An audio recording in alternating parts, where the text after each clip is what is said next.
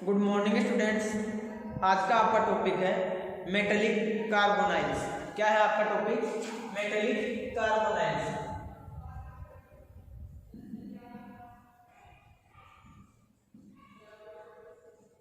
Metallic carbonyls. आज अपन metallic carbonyls के बारे में बात करेंगे। इसके अंदर अपन इनकी जनरल जो प्रिपरेशन है उसके बारे में देखेंगे, NCO बॉन्डिंग है उसके बारे में देखेंगे, साथ ही इसकी केमिकल प्रॉपर्टीज के बारे में देखेंगे। ठीक है, इससे पहले हमने पिछली क्लास में जो आपकी यूनिट 4 चल रही थी BSc थर्ड ईयर की इनऑर्गेनिक केमिस्ट्री की, उसके अंदर हमने जो आपके कार्ब धातु यौगिक है उनके बारे में पढ़ा था कि कार्ब धातु यौगिक होते क्या है, जनरल इनके कैरेक्टर्स क्या है। साथ ही हमने देख लिया था कि जो आपके प्रीवियस ईयर में क्वेश्चन पूछा हुआ था कि धातु कार्बोनिलों में जो बंध पाए जाते हैं वह कितने प्रकार के बंध पाए जाते हैं, उनके बारे में क्वेश्चन पूछा हुआ था। तो हमने जितने टाइप की बॉन्डिंग होती है मेटल कार्बोनिलों और आपके कार्ब धातु यौगिकों में, वो हमने देख ली थी।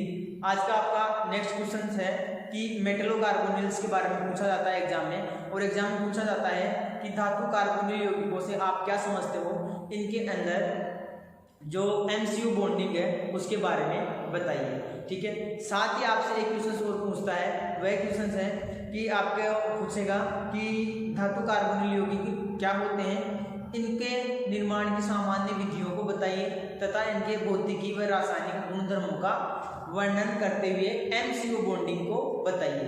ठीक है, तो आज का आपका पहला क्वेश्चन तो ये है, क्वेश्चन पूछा हुआ है एग्जाम में, देख लीजिए।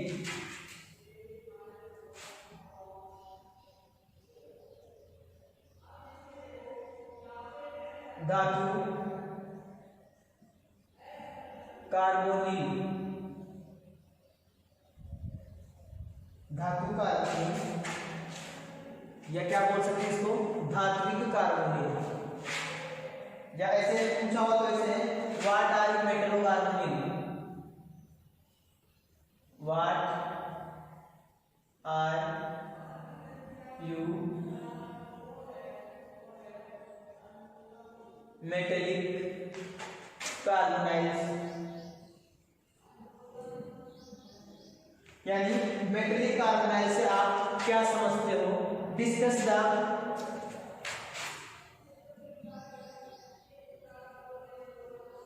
द क्या पूछा हुआ है, डिस्कस द नेचर ऑफ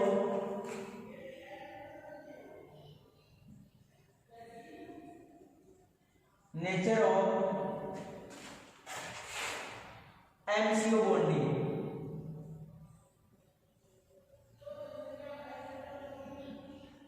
यानी what are metallic carbonyls, discuss the nature of MCO bonding, यानी धात्विक कार्बोनिलों से आप क्या समझते हो, इनके अंदर जो MCO बॉन्डिंग है उसके बारे में बताना है। यानी मेटल और कार्बन मोनोऑक्साइड जो कार्बोनिल लिगेंड्स है, इनके बीच में जो बॉन्डिंग होती है वह किस प्रकार की होती है, इसके बारे में आपको बताना है। ठीक है, ये क्वेश्चन आपका 2014, 16 और 17 में पूछा हुआ है।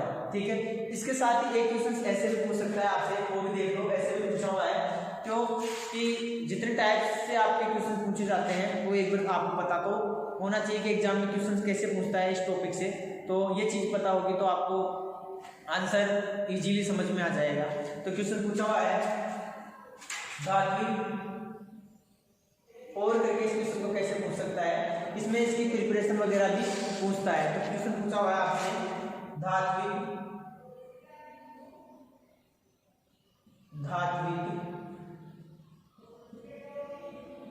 कार्बोनिलों, धात्विक कार्बोनिल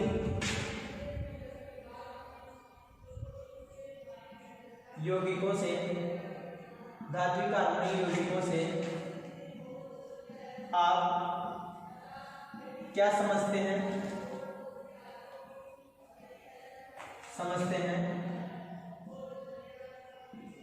इनके निर्माण की विधियों को बताइए, विधियों को बताइए तथा इनके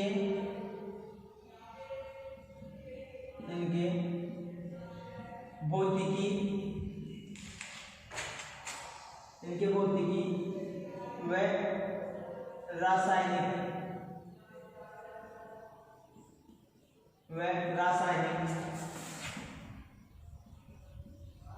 गुणधर्मों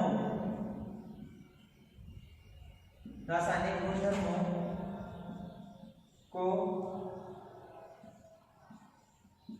बताते हुए MCO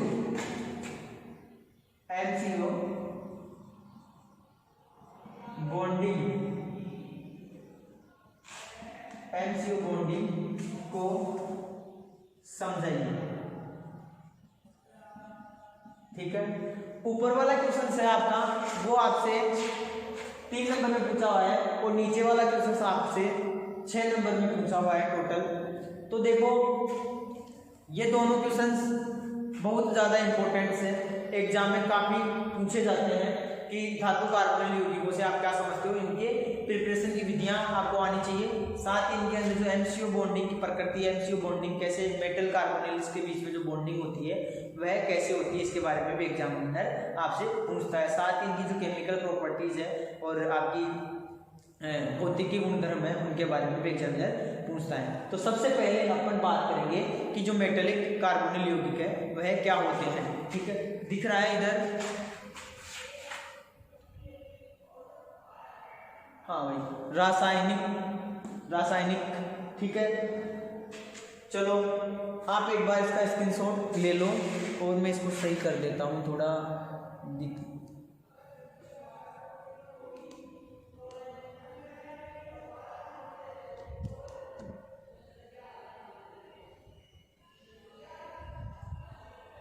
ठीक है, आप इसका स्क्रीनशॉट ले लीजिए, फिर अपन आंसर की बात करते हैं। दोनों क्वेश्चन आपको समझ में आ गए, क्वेश्चन कैसे बनता है इस टॉपिक से, वो चीज़ आपको समझ में आ गई होगी। ठीक है, आगे बात करते हैं इसके आंसर की। ठीक है, हो गया।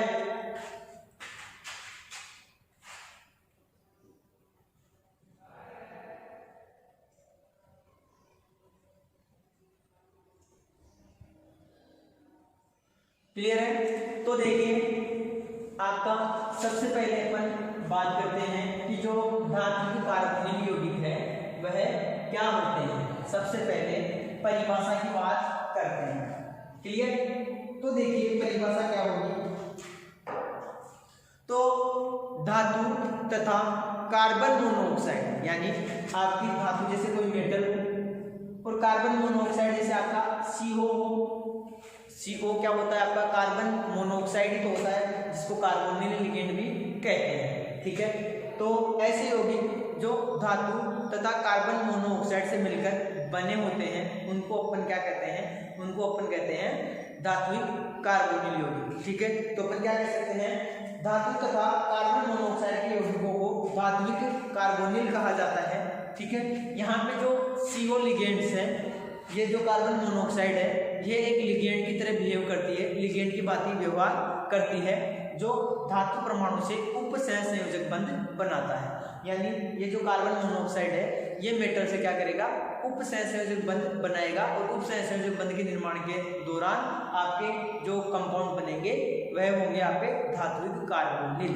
ठीक है, क्लियर है? इलेक्ट्रॉन्स का डोनेशन करेगा आपका लिगेंड, जो कार्बन मोनोऑक्साइड है ये आपके इलेक्ट्रॉन युग्म या लोन पेयर का मेटल्स को डोनेशन करेगा और मेटल्स को यानी देगा, और जैसे मेटल्स को इलेक्ट्रॉन देगा तो इनके बीच में उपसहसंयोजक बंध बनेगा और इस प्रकार उपसहसंयोजक बंध से निर्मित आपके कंपाउंड्स हैं जिनके अंदर मेटल और कार्बन मोनोऑक्साइड उपस्थित होते हैं, वह कंपाउंड आपके धात्विक कार्बोनिल कहलाते हैं। परिभाषा समझ में आ गई होगी। क्लियर है? ठीक है, तो आगे बात करते हैं कि इनका जो MCO बॉन्डिंग है उसके बारे में फिर थोड़ी देर बाद में बात करेंगे। सबसे पहले अपन बात कर लेते हैं कि जो आपका कार्बन मोनोऑक्साइड है, क्या है, कार्बन मोनोऑक्साइड है, ये जो इलेक्ट्रॉन युग्म देगा मेटल्स को इलेक्ट्रॉन युग्म देगा, आप अपने लोन पेयर देगा, तो लोन पेयर को किस बॉन्ड से रिप्रेजेंट करेंगे अपन, नहीं सॉरी, जो बॉन्डिंग होगी इनके अंदर, तो आपको उपसंयोजक बंधु अपन इस प्रकार से रिप्रेजेंट करते हैं, ये चीज पता है। तो ये मान लो आपका कोई CO लिगेंड से ये मेटल्स को अपना इलेक्ट्रॉन युग्म दे रहा है, तो इनके बीच में जो बॉन्ड बनेगा वो बॉन्ड बनेगा कौन सा, आपका उपसंयोजक बंध। क्लियर है? तो परिभाषा तो आपकी क्लियर है, धातु तथा कार्बन मोनोऑक्साइड से मिलकर बने यौगिक आपके धातु के कार्बोनिल कहलाते हैं। ठीक है, अब आगे बात करते हैं कि कितने इलेक्ट्रॉन्स युग्म देगा जो आपका कार्बन मोनोऑक्साइड से ये मेटल्स को कितने इलेक्ट्रॉन्स देता है। तो ये इलेक्ट्रॉन्स जो आपने कभी पहले आपने EAN रूल पढ़ा है, EAN rule, effective atomic number rule पढ़ा है।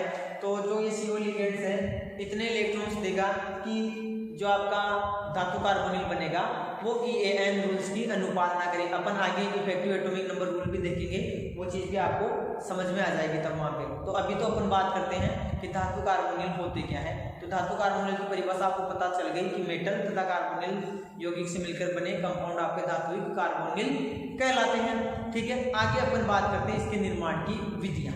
तो मेथड ऑफ प्रिपरेशन इससे धात्विक कार्बोनिल यौगिक। तो आगे आपका टॉपिक है मेथड ऑफ प्रिपरेशन।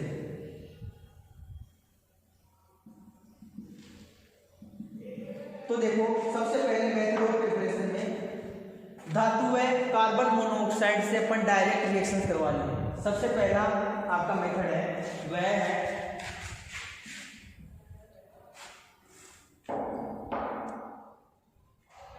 धातु व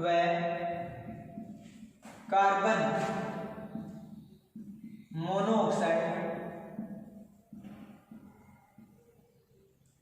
मोनोऑक्साइड के सीधे संयोग से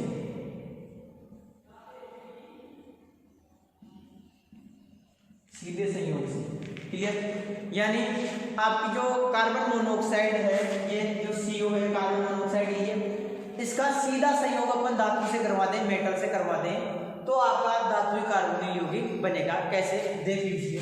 जैसे मान लो आपकी कोई निकिल धातु है, निकिल कोई मेटल है, इस निकिल मेटल की मैं डायरेक्ट रिएक्शन करवा दूं किससे, CO से। मान लो 4 मॉलिक्यूल मैंने कार्बन मोनोऑक्साइड के ले लिए, तो निकिल धातु पर कार्बन मोनोऑक्साइड के रिएक्शन से जो कंपाउंड बनेगा आपका वो क्या बनेगा, NiCO का होल 4।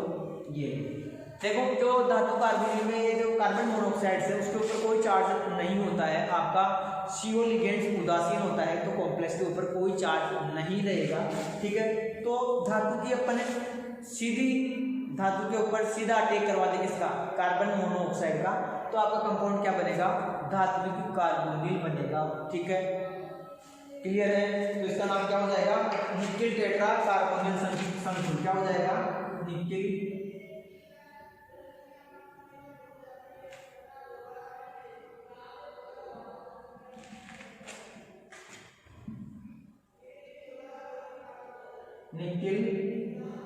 Tetra carbonyl complex. ठीक है, निकिल टेट्रा कार्बोनिल कॉम्प्लेक्स। तो ये हो गई धातु के साथ सीधी रिएक्शन। ऐसे अपन और भी रिएक्शंस करवा सकते हैं, जैसे मान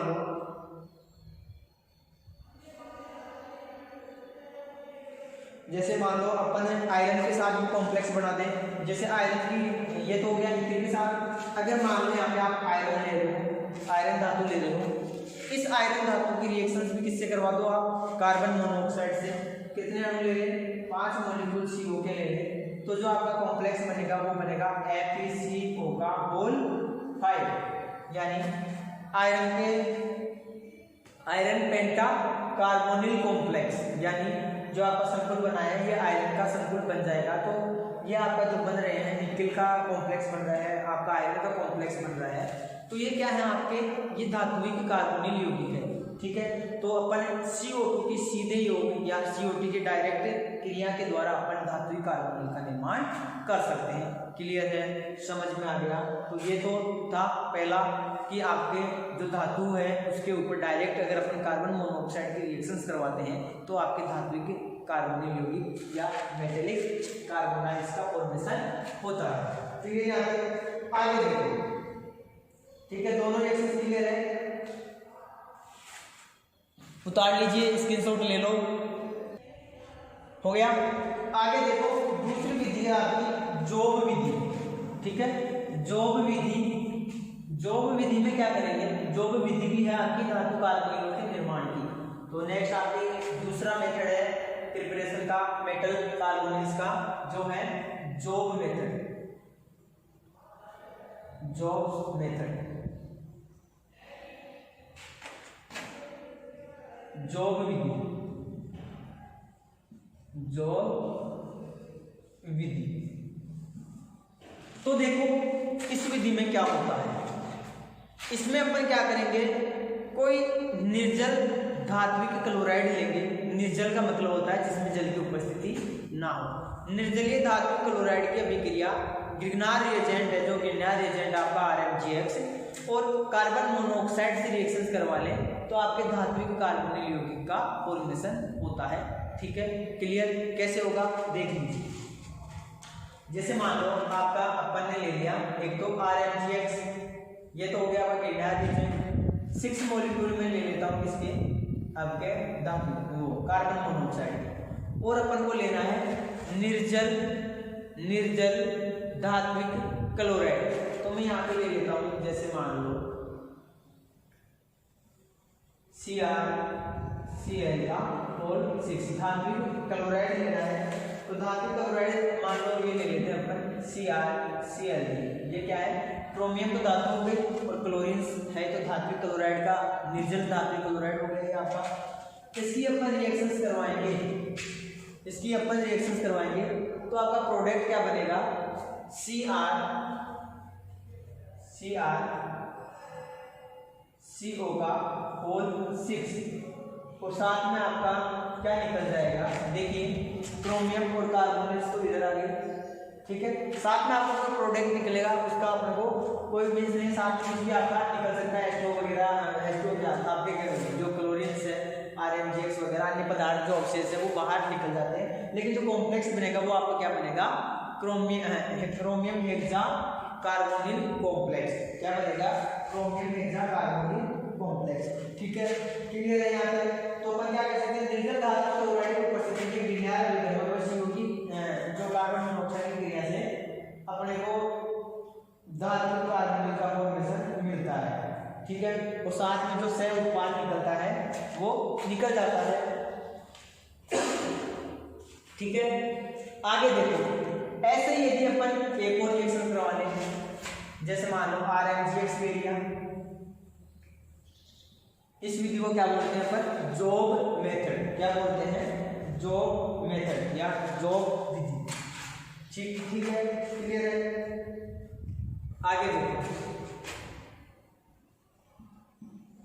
आगे देखिए, यदि मान लो RmGx ले लें और RmGx के साथ ही मैं क्या ले लूं, यह आपका carbon monoxide 6 molecule carbon monoxide के ले लें, और अपन को क्या लेना है, निर्जल धात्विक क्लोराइड का विलयन लेना है। तो मैं ले लूं मोलिब्डेनम क्लोराइड, ठीक है।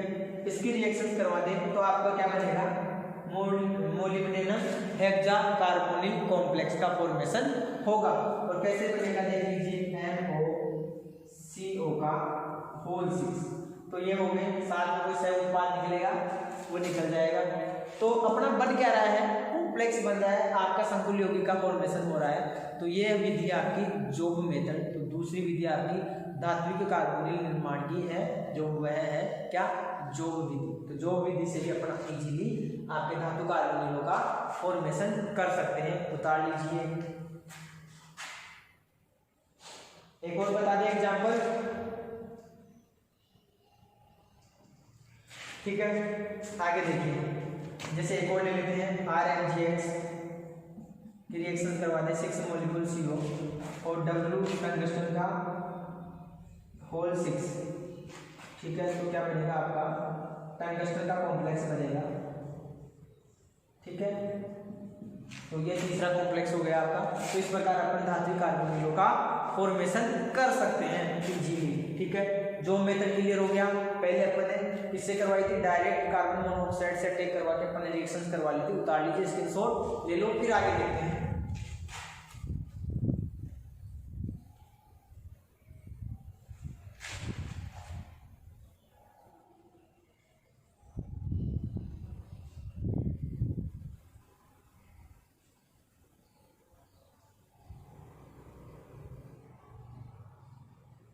तीसरी विधि है आपकी, हो गया धात्विक यौगिकों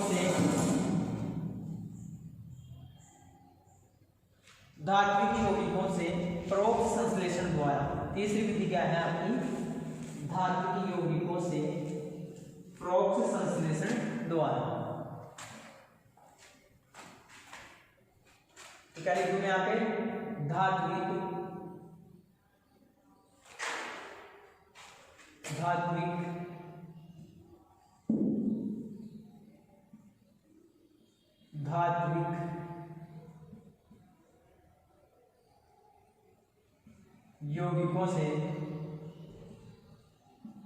यौगिकों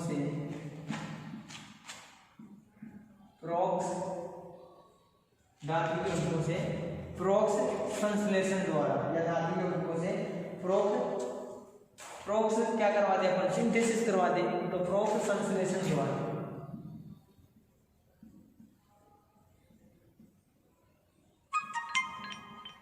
परोक्ष संश्लेषण द्वारा। ठीक है,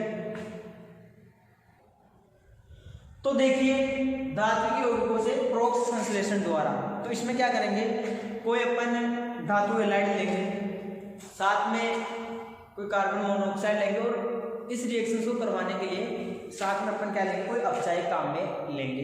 जैसे अपचायक के लिए अपन लिथियम एल्यूमिनियम हाइड्राइड ले लें, तो रिएक्शंस करवाएंगे तो आपका क्या बनेंगे, धात्विक कार्बोनिल यौगिक बनेंगे। देखिए जैसे रिएक्शन की बात करें तो मैं यहाँ पे ले लेता हूँ CrCl का ट्राइस क्रोमियम टेट्रा क्लोराइड, साथ में ले लेता हूँ 6 मॉलिक्यूल CO के, और अपचायक के रूप में ले लेता हूँ लिथियम एल्यूमिनियम हाइड्राइड। ठीक है, ये क्या करेगा, अपचयन करेगा, H+ देगा, सॉरी हाइड्रोजन देगा। ठीक है, तो क्या बनेगा आपका, बनेगा CrC होगा होल 6, ये तो कॉम्प्लेक्स बनेगा, साथ में 3 मॉलिक्यूल HCl के बाहर निकल जाएंगे, तो क्रोमियम हेक्सा कार्बोनिल संकुल का निर्माण हो जाएगा। क्लियर है, समझ में आ गया होगा आपको। ठीक है, ये चीज होगी। तो अपन इससे धात्विक यौगिकों से परोक्ष संश्लेषण द्वारा भी आप क्या करते हैं, इसका निर्माण कर सकते हैं। ठीक है, एक और देख लीजिए, जैसे मान लो निकेल सल्फाइड ले लेता हूँ, क्या ले लें, निकेल सल्फाइड, जैसे NiS, साथ में अपन ले लें 2 कॉपर मॉलिक्यूल, और साथ में ले लें CO मॉलिक्यूल, तो CO मॉलिक्यूल ले लें 4। यहाँ पे मान लो कोई आपका अपचायक है, अपचायक विलयन, क्योंकि रिएक्शन आपकी अपचायक सॉल्यूशंस के अंदर क्या हो रही है, कंप्लीट हो रही है, अपचायक विलयन। तो रिएक्शन जैसे कंप्लीट करवाएंगे तो आपका क्या बनेगा, निकेल का कॉम्प्लेक्स बन जाएगा, और क्या बन जाएगा, NiCO का होल 4।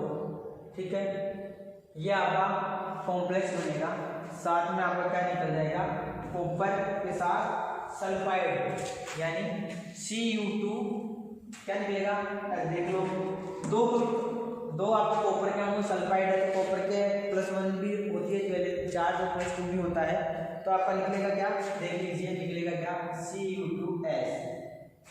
ठीक है, कॉपर सल्फाइड बाहर निकल जाएगा। तो इस प्रकार से आपके निकेल का जो कॉम्प्लेक्स का फॉर्मेशन हो जाएगा।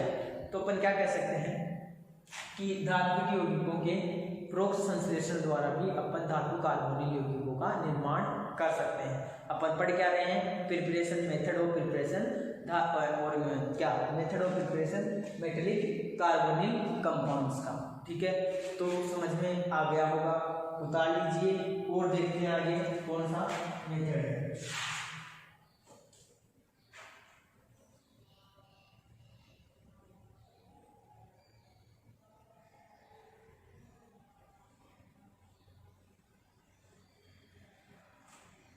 ठीक है, तो यही थी आपकी निर्माण की विधियां।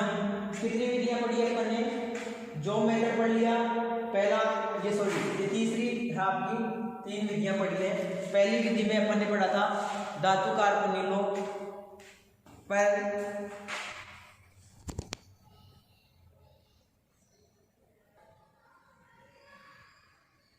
ठीक है, क्लियर है।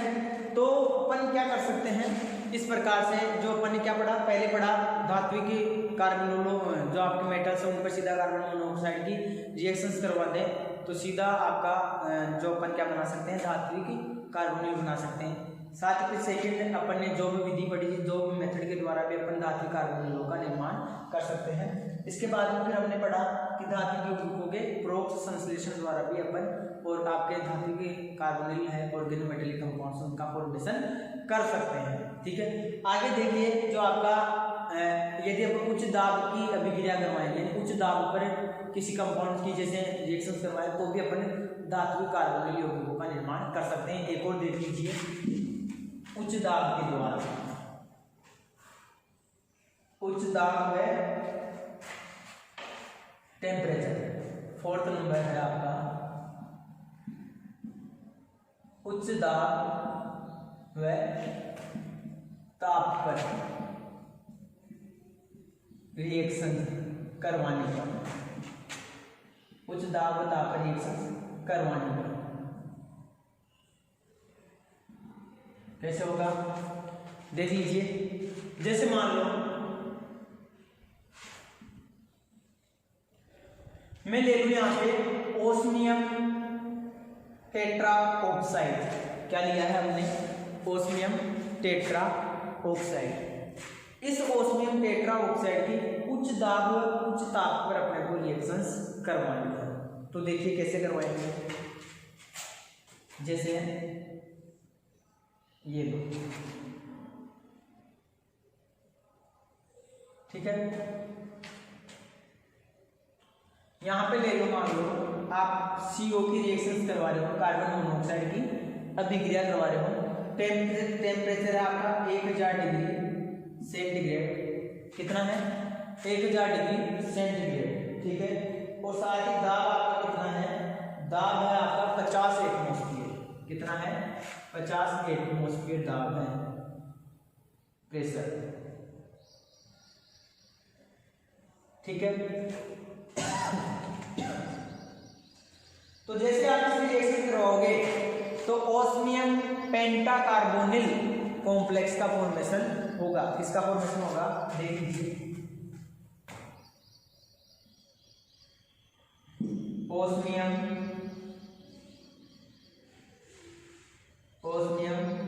पेंटाकार्बोनिल, और साथ में क्या निकलेंगे 2 मॉलिक्यूल CO2 के बाहर निकल जाएंगे, या अपन क्या कह सकते हैं CO2 आपकी क्या हो रही है, बाहर निकल रही है।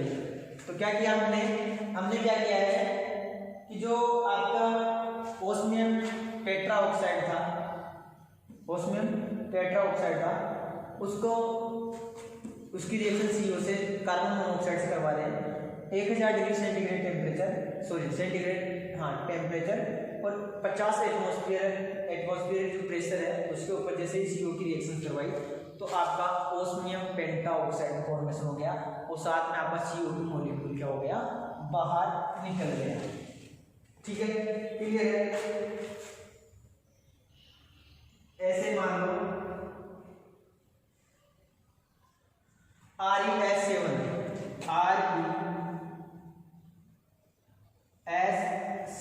क्या बोलते हैं, रेनियम का कोई सल्फाइड है, Re2S7 की रिएक्शंस अपन किससे करवा दें, कार्बन मोनोऑक्साइड से, किससे करवा दें, कार्बन मोनोऑक्साइड से, ठीक है। तो देखिए वो अब इसमें टेम्परेचर कितना लेना पड़ेगा, इसमें अपने को टेम्परेचर लेना पड़ेगा आपका 150 डिग्री सेंटीग्रेड, और साथ में आपका जो प्रेशर होगा वो प्रेशर होगा 200 एटमॉस्फेरिक प्रेशर,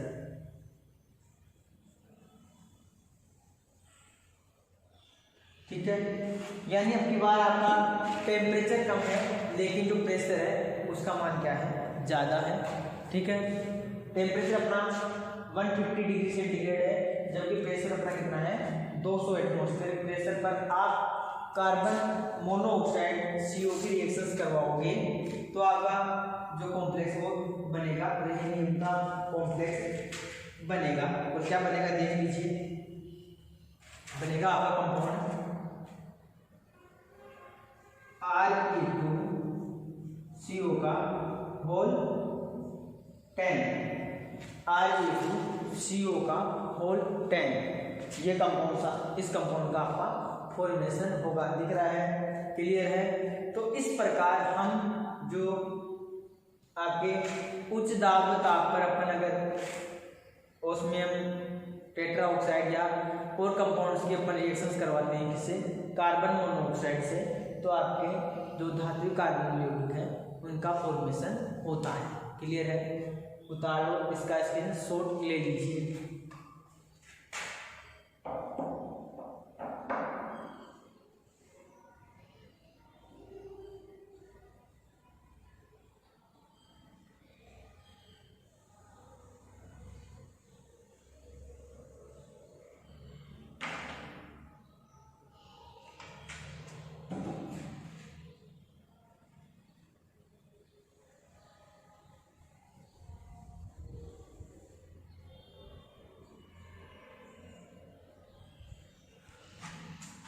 ठीक है, चले आगे। अब हम बात करेंगे इनकी जनरल प्रॉपर्टीज, यानी सामान्य गुणधर्म क्या क्या होते हैं। ठीक है, तो जनरल प्रॉपर्टीज है उनकी, देखिए तो उनके बारे में बात करते हैं। देखिए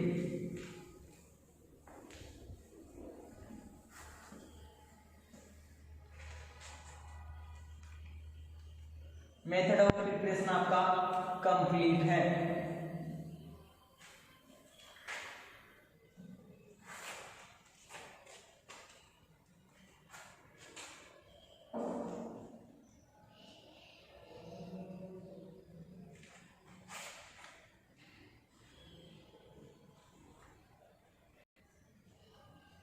तो देखिए जनरल प्रॉपर्टीज, सामान्य गुणधर्म, जनरल प्रॉपर्टीज, सामान्य गुण। तो देखो सामान्य गुणों के अंदर जो आपका निकेल का कॉम्प्लेक्स है, मान लो निकेल का कॉम्प्लेक्स है, आयरन का कॉम्प्लेक्स है, इसके अलावा रुथेनियम का कॉम्प्लेक्स है, इसके अलावा कोई ओसीमियम का कॉम्प्लेक्स है। ठीक है, ये कॉम्प्लेक्स है, तो ये कॉम्प्लेक्स तो सामान्यतः द्रव होते हैं, जबकि बाकी के जो धातु की आपके कार्बोनिल है वह ठोस अवस्था में उपस्थित होते हैं। क्लियर है। और सामान्यतः ये जल के अंदर अविलय होते हैं, लेकिन जो कार्बनिक विलायक जैसे CCl4 कार्बन टेट्राक्लोराइड है, इनके अंदर क्या होते हैं, विलयशील होते हैं, सोल्यूबल होते हैं। ठीक है, दो प्रॉपर्टीज क्लियर है। आयरन निकेल रुथेनियम तथा ओस्मियम से मिलकर बने हुए जो कॉम्प्लेक्स है आपके, जो आपके धात्विक कार्बोनिल है वह क्या होंगे, वह आपके लिक्विड अवस्था में, द्रव अवस्था में उपस्थित होते हैं, जबकि और इसके अलावा जितने भी आपके धात्विक कार्बोनिल है वह ठोस अवस्था में उपस्थित होते हैं। क्लियर बात। दूसरी बात ये थी कि जो आपके ये क्या जल में अविलय होते हैं, लेकिन जो कार्बन टेट्राक्लोराइड वगैरह है इनमें क्या होते हैं, आंशिक ये इनमें सोल्यूबल होते हैं। ठीक है, दो बातें क्लियर। तीसरी बात यह है कि जो इनकी जो प्रकृति होती है ये सहसंयोजक प्रकृति के होते हैं, और इनमें जो बॉन्डिंग होती है ये उप सहसंयोजक टाइप की होती है। खैर इनमें इलेक्ट्रोनेगेटिविटी में ज़्यादा डिफरेंस नहीं होता, इसलिए सहसंयोजक नेचर का अपन सहसंयोजक प्रकृति का बता सकते हैं। साथ ही जो इनमें बॉन्डिंग होगी वो उप सहसंयोजक टाइप की बॉन्डिंग होती है। ठीक है, इनमें पाई बॉन्डिंग होती है, पर्स बॉन्डिंग भी होती है, जिसके द्वारा ये स्टेबल होते हैं। पर्स बॉन्डिंग के बारे में या पाई बॉन्डिंग के बारे में अपन आगे देखेंगे। ठीक है, और यदि अपन बात करें कि जैसे आपके एक केंद्रीय धात्विक कार्बोनिल है, एक केंद्रीय का मतलब है जिसके अंदर एक ही मेटल उपस्थित हो। एग्जाम्पल बताता हूँ, जैसे एक केंद्रीय धातु परमाणु से मतलब आपका कि जिनके अंदर जिस धातु कार्बोनिल की संरचना के अंदर मेटल्स की उपस्थिति एक ही हो। जैसे अभी मैंने एक एग्जांपल दे रहा Re2 CO का होल 10। तो यहाँ पे जो रेनियम है, यहाँ पे रेनियम कितने हैं, 2 हैं, तो 2 केंद्रीय धातु परमाणु है। जबकि एक की बात करें जैसे FeCO का होल 5, तो यहाँ पे एक केंद्रीय धातु परमाणु क्या है आपका, आयरन है। आई बात समझ में। तो यहाँ पे एक केंद्रीय धातु परमाणु आयरन है, यहाँ पे 2 केंद्रीय धातु परमाणु है। तो एक केंद्रीय धातु परमाणु को जब अपन गर्म करेंगे, जैसे मान लो जैसे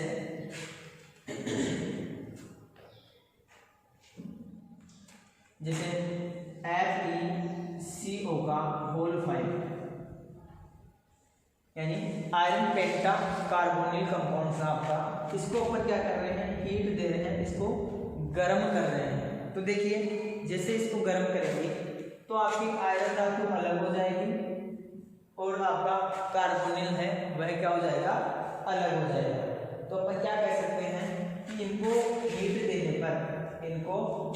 देने पर धात्विक कार्बोनिल आपके अलग हो जाते हैं और आपके आयरन धातु आपके कार्बोनिल कंपाउंड से जो कार्बन मोनोऑक्साइड है वो अलग हो जाती है और धातु परमाणु आपका अलग हो जाता है। तो ये कुछ इनकी सामान्य गुणधर्म है। तो गर्म करने पर आपकी मेटल अलग हो जाएगी और आपका धात्विक कार्बोनिल का जो कार्बन मोनोऑक्साइड रहता है ये भी क्या हो जाएगा, अलग हो जाएगा। क्लियर है। साथ ही बात करें जो फोटोलाइसिस है, प्रकाशीय अपघटन है, तो बहुकेंद्रीय परमाणुओं के अंदर जो आपका बहुकेंद्रीय परमाणु है, प्रकाश अपघटन के दौरान आप क्या मुक्त करेंगे, CO मॉलिक्यूल मुक्त करेंगे। ठीक है। जैसे मान लो एक चीज देखना, जैसे एक केंद्रीय कार्बोनिल यौगिक है आपका FeCO का होल 5, FeCO का होल 5 यानी आयरन का पेंटा कार्बोनिल संकुल है CO होल 5। इसके मैं 2 मॉलिक्यूल ले लेता हूँ। इसका यदि फोटोलाइटिक अपघटन करवाएंगे, अपन के जनरल प्रॉपर्टीज देख रहे हैं जिसके अंदर आपके भौतिकी और रासायनिक गुण दोनों आ रहे हैं। ठीक है। तो इसका H+ में अपघटन करवा रहा हूँ, आयरन का H+ से अपन रिएक्शन करवाएंगे तो देखिए क्या बनेगा, आपका बनेगा Fe2CO का होल 9 प्लस आपकी कार्बन मोनोऑक्साइड मुक्त हो जाएगी। तो एक केंद्रीय धातु परमाणु का फोटोलाइटिक अपघटन करवाने पर आपका द्विकेंद्रीय धातु परमाणु या द्विकेंद्रीय कार्बोनिल धात्विक कार्बोनिल यौगिक का फॉर्मेशन हो रहा है। और देख लीजिए संरचना इसकी। तो अपन क्या कह सकते हैं, एक केंद्रीय कार्बोनिल यौगिक प्रकाश से अपघटन करवाने पर बहुकेंद्रीय कार्बोनिल यौगिक बनाते हैं। बहुकेंद्रीय यानी 2 आयरन परमाणु है। ठीक है। क्लियर है यहाँ तक।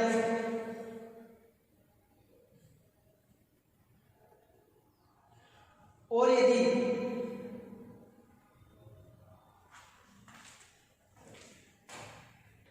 ठीक है, क्लियर। और यदि अपन जैसे मान लो धात्विक लवणों से विक्रिया करवाते हैं, धात्विक लवण यानी धातु का कोई लवण जैसे CrCl6, ये कोई धात्विक लवण है, इसकी अभिक्रिया धात्विक कार्बोनिल कंपाउंड से करवाई। जैसे 3 मॉलिक्यूल में लेता हूँ FeCO के होल 5 से, अपन इससे अभिक्रिया करवाएंगे तो इसमें कार्बोनिल कंपाउंड के अंदर धातु का विनिमय हो जाता है। यानी धात्विक लवणों से विक्रिया करवाने पर धातु कार्बोनिल कंपाउंड से उनके अंदर धातु का विनिमय हो जाएगा, यानी जो क्रोमियम था वो आयरन की जगह आ जाएगा। आई बात समझ में, कहाँ पे आ जाएगा, आपके आयरन परमाणु की जगह पे आ जाएगा। ठीक है। और कैसे होगी रिएक्शन देख लीजिए, यहाँ पे आपका क्रोमियम CO का होल 6 दिख रहा है। ठीक है। साथ में आपके 3 मॉलिक्यूल आयरन के 3 मॉलिक्यूल तो हैं, तो साथ में आपके निकल गए आयरन के 3 मॉलिक्यूल FeCl3, तो FeCl2 क्यों, क्लोरीन कितनी है, 6 है, तो FeCl3 3 दूनी 6 दिख नहीं रहा, नीचे लिख देता हूँ। साथ में क्या निकलेगा आपका 3FeCl2 और साथ में निकलेंगे आपके 9 CO मॉलिक्यूल। देख लीजिए एक बार गिन लो, कार्बोनिल की अणु की संख्या कितनी है, 3 दूनी 3 और 5 5 3 15, तो 15 आ गए आपके। 6 लिगेंड यहाँ पे कार्बोनिल के और 9 लिगेंड यहाँ पे, तो 6 और 9 कितने हो गए, 15 हो गए। क्रोमियम 1 था आपका, क्रोमियम आ गया। आयरन धातु कितनी थी, 3 थी, तीनों आ गई। क्लोरीन परमाणु कितने थे, 6 थे, 3 दूनी 3 × 2, तो 3 को 2 से मल्टीप्लाई करोगे कितना आएगा 6। तो यहाँ पे आयरन की वैल्यू, क्लोरीन की परमाणु संख्या भी वैलेंस है। तो अपन क्या कह सकते हैं, अपन ये कह रहे हैं कि यदि आप धात्विक हेलोजन से विक्रिया धात्विक कार्बोनिल कंपाउंड की करवाते हो तो उस कंपाउंड्स के अंदर धातु का विनिमय हो जाएगा। यहाँ पे क्रोमियम धातु आ रही है, इस आयरन पहले वाला धातु कार्बोनिल था, वहाँ पे आयरन धातु उपस्थित थी, लेकिन इस वाले कंपाउंड्स में आपकी क्रोमियम धातु उपस्थित है। तो यहाँ पे क्या हो रहा है, यहाँ पे धातु का विनिमय हो रहा है। ठीक है, तो ये थे इसके जनरल प्रॉपर्टीज। समझ में आ गई होगी आपको, क्या सामान्य गुणधर्म जिसमें अपन ने फिजिकल गुणधर्म भी देख लिए और इसके केमिकल गुणधर्म भी देख लिए। ठीक है, उतारिए इसको, एक और रिएक्शन देखते हैं फिर। एक और रिएक्शन बता देता हूँ साथ ही। जैसे मान लो अगर धात्विक कार्बोनिलों से, धात्विक कार्बोनिल कंपाउंड से आप हेलोजन के रिएक्शंस करवा देते हो तो CO लिगेंड का प्रतिस्थापन हेलोजन द्वारा इजीली कर दिया जाता है। देख लो FeCO का होल 5 का आपका कोई कंपाउंड, ये अभिक्रिया 0 डिग्री सेंटीग्रेड पे होती है और सॉरी एक बार I2 से रिएक्शंस करवाने हैं अपन, किससे, I2 से। तो क्या है रिएक्शंस आपकी कि अगर हेलोजन्स हैं जैसे आयोडीन्स वगैरह से अपन रिएक्शंस करवाएंगे तो इस धात्विक कार्बोनिल से हेलोजन परमाणु CO का क्या कर देगा, प्रतिस्थापन कर देगा। कैसे, रिएक्शंस आपकी 0 डिग्री सेंटीग्रेड पे होगी और आपका कंपाउंड बनेगा FeCO का होल 4I2 और साथ में CO मॉलिक्यूल बाहर निकल जाएगा। तो आयोडीन्स द्वारा इस CO मॉलिक्यूल का प्रतिस्थापन कर दिया जाता है। साथ ही मान लो यदि आप 80 डिग्री सेंटीग्रेड पर रिएक्शंस करवाते हो, 80 डिग्री सेंटीग्रेड पर अभिक्रिया करवाते हो तो क्या बनेगा आपका, देख FeCO का होल 2 और I2 क्या बनेगा, I2 CO2 और I2। तो इस प्रकार से जो आपका धातु था उस धातु से कार्बोनिल समूह आपका क्या हो रहा है, प्रतिस्थापित हो रहा है, इसके द्वारा, हेलोजन्स के द्वारा। ठीक है, तो ये रिएक्शंस हो गई आपकी, स्क्रीनशॉट ले लो इसका। ठीक है, क्लियर है। अब देखिए इसके बाद में ये तो इसके सामान्य गुणधर्म हो गए जिसके अंदर रासायनिक गुणधर्म भी आ गए आपके और भौतिकी गुणधर्म भी आ गए। इसके बाद में जो आपकी MCO बॉन्डिंग बची हुई है, मेटल CO बॉन्डिंग, तो इनके बीच में जो बंध की प्रकृति है वो कैसी होती है, इनके अंदर MCO बॉन्डिंग कैसी होती है, तो इस बॉन्डिंग के बारे में हम अगली क्लास में, नेक्स्ट क्लास में अपन पढ़ेंगे। ठीक है, अभी तक इस क्लास में इतना ही, इससे आगे का अपन नेक्स्ट क्लास में देखेंगे जिसमें अपन देखेंगे मेटल कार्बोनिलों के अंदर बंध कैसे होता है, ये कैसे बॉन्डिंग करते हैं। ठीक है, क्लियर, ओके।